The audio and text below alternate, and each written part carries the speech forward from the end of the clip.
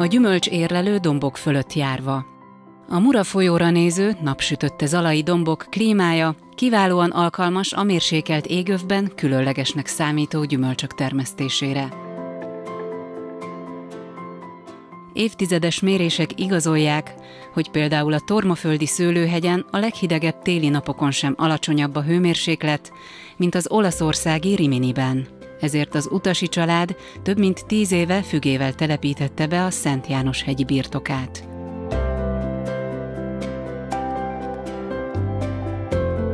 A Magyarországon egyedülálló ültetvény, a fügeliget termése évente 2 alkalommal szüretelhető.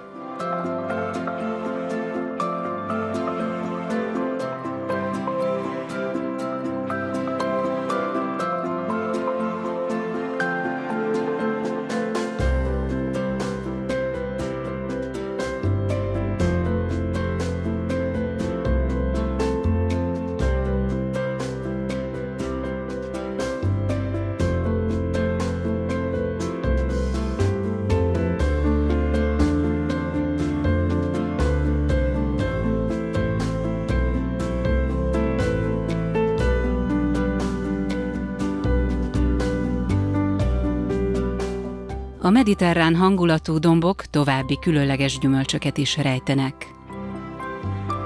Becsehelyen Miklós Ákos Márton közel 4 hektáros kivi ültetvénye alighanem egész Közép-Európában egyedülálló. A kivi mellett füge, káki, gránátalma, jujuba és indián banán is található a gazdaságban, amit egy pálmákkal, jukkákkal, kaktuszokkal, örökzöld tölgyekkel, selyemmirtuszokkal, eukaliptusszal és bambusszal beültetett félhektáros bemutatókert tesz teljessé.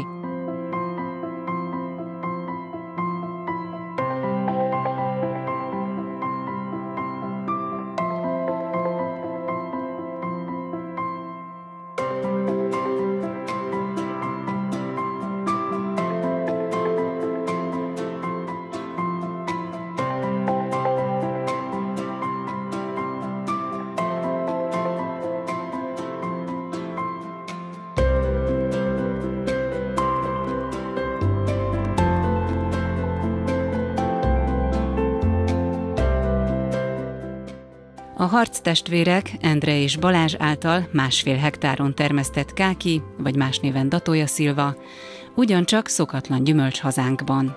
A káki Délkelet-Ázsia, Kína és India ősi kultúrnövénye. A távol-kelettől Amerikáig számos szubtrópusi és szubmediterrán klímájú helyen termesztik.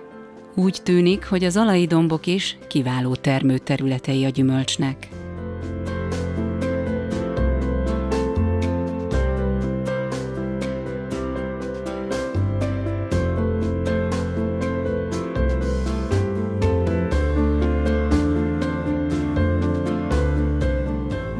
A füge, a kivi és a káki szilva értékesítése piacokon, vásárokon és természetesen Szedd magad akciók keretében is zajlik.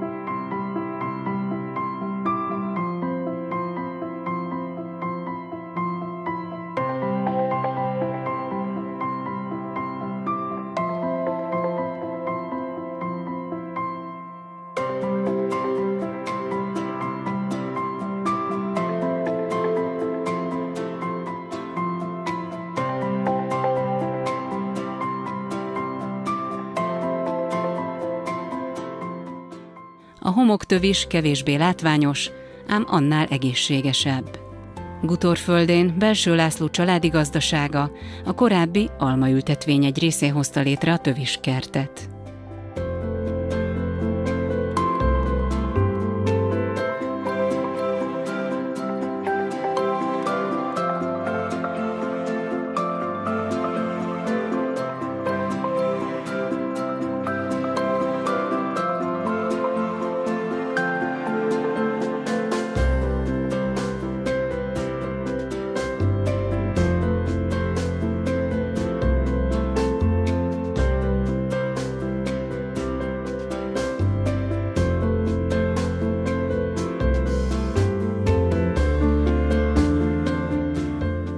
A kitűnő immunizáló és energiabomba erősíti szervezetünk védekező képességét, javítja az általános egészségi állapotot, fokozza az anyagcserét, óvja a májat.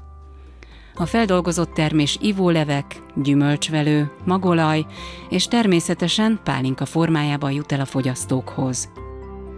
Csörnyeföld a zalai borvidék muravidéki körzetének az zászlóshajója. Busai László körzeti orvosként költözött a településre, majd szőlőt telepített és borászkodni kezdett. A közkedvelt doktor fiatalon távozott közülünk, de munkája, borai és személyisége nagyban hozzájárult ahhoz, hogy a zalai borvidék visszakerült Magyarország bortérképére. A Borászok borásza címmel posztumusz kitüntetett Busai László pincészetét egyik lánya, Dorottya viszi tovább, ökológiai irányba fejlesztve az apai örökséget.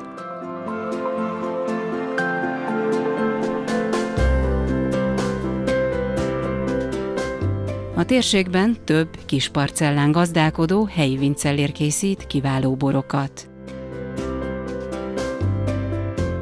A tormaföldi Tuboly és a lelkespincészet, a tótszentmártoni Vino Vlasics, a becsehelyi Hajdú és a Molnár pincészet, a csörnyeföldi Simon és a busai borászat termékei a helyi értékesítés mellett kereskedelmi forgalomban is kaphatók.